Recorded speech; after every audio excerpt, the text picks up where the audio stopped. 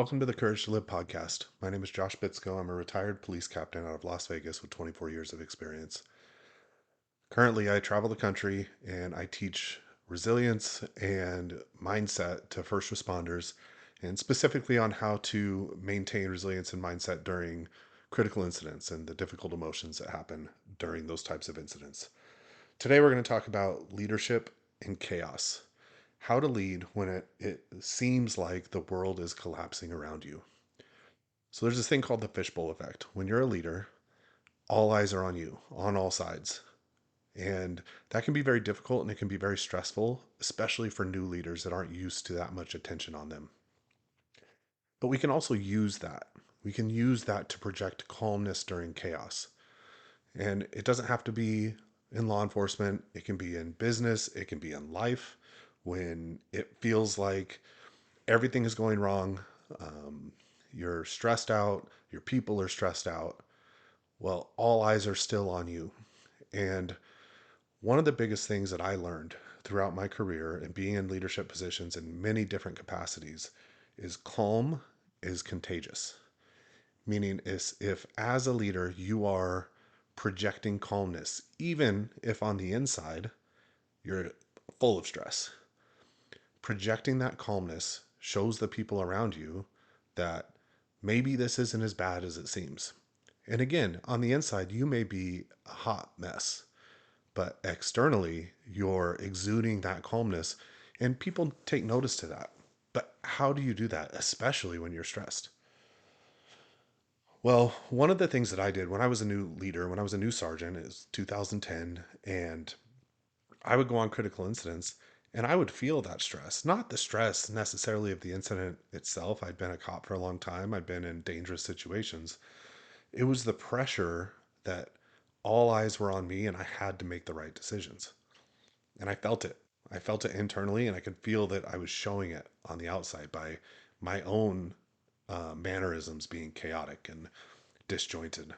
And I remember that I had a leader, I had a boss before I promoted that was, he was just that guy that was always so calm, ABC, always be cool. And he was a combat Marine, had all this experience. And I remember a couple times when I was a cop, I was like running into a scene and he'd look at me, he's like, "What are you doing? Take a deep breath and let's do this," and come up with a quick plan. And he was just so calm. And I had a conversation with him during this time when I was a new leader because I respected him and I was kind of going to him for that advice. And he told me, he's like, "I'm not really always that calm. I feel stressed just like you do. I just more or less fake it.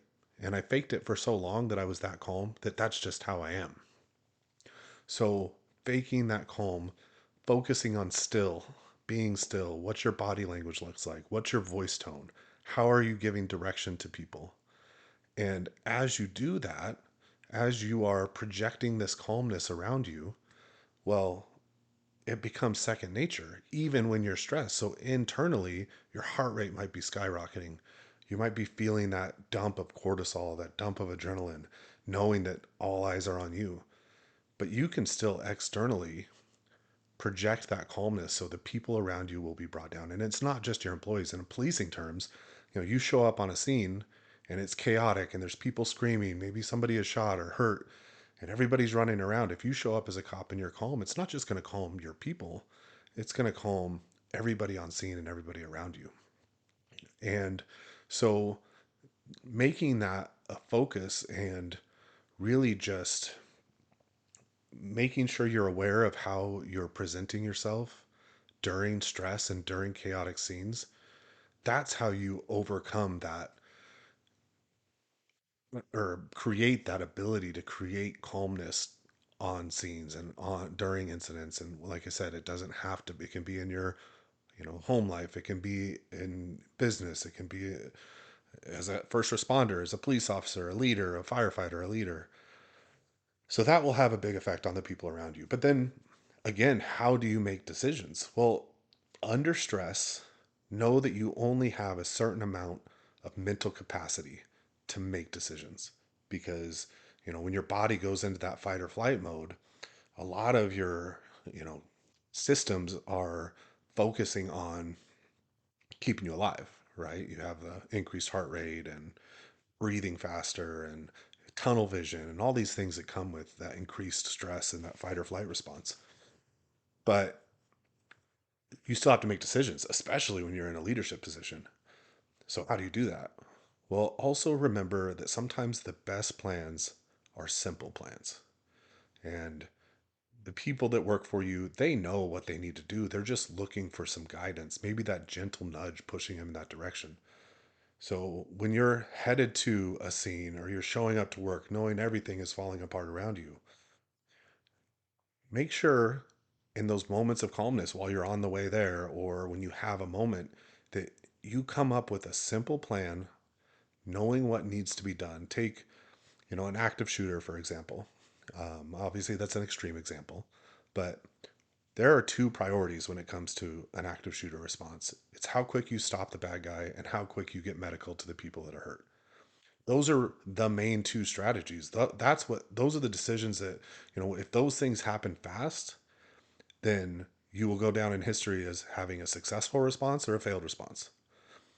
And it is, at the end of the day, simple. Now, there may be not obstacles, and every call is different. Every situation has its little nuances and its little differences, but the strategies should be the same. So, coming up with a simple plan under stress while exuding calmness will dictate the results of whatever situation you're in. And it is a skill that can be built.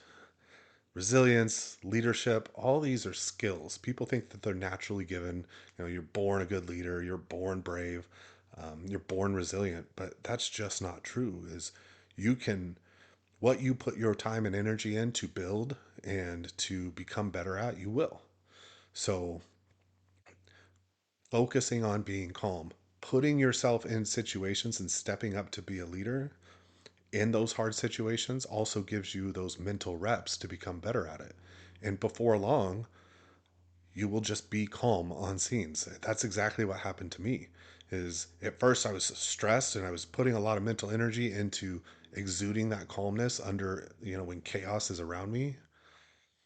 And over time, that's just how I was. So I wasn't naturally a, overly calm or brave person under stress, but I was able to build that skill over time over the course of my career. And when things were falling apart around me, I was able to call on those skills that I built. So what I'll ask, this is one of our, a short podcast, but take this week to practice. It might be something big, it might be something small, but put some mental energy and towards how you are comporting yourself in those stressful situations and see what the result is. Thank you for listening. Um, Please subscribe or leave a review on the podcast. And I appreciate you taking time out of your day to listen to us.